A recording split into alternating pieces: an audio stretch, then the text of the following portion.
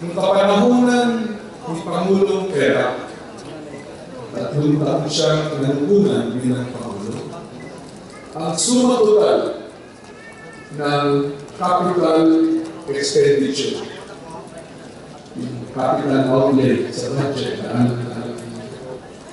para sa Mindanao ay kumulang 25 bilyong piso.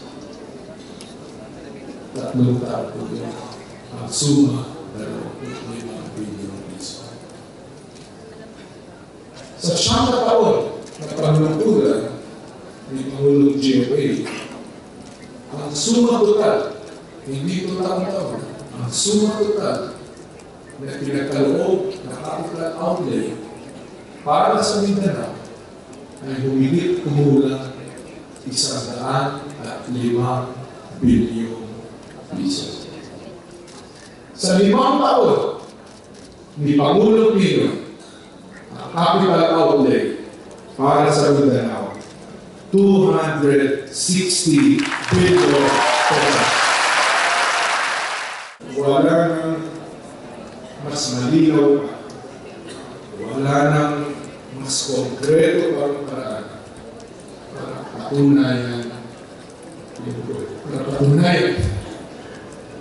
ang kahalagahan ng Mindanao sa mata ni Pangulong Pinoy. Bigyan po natin siya.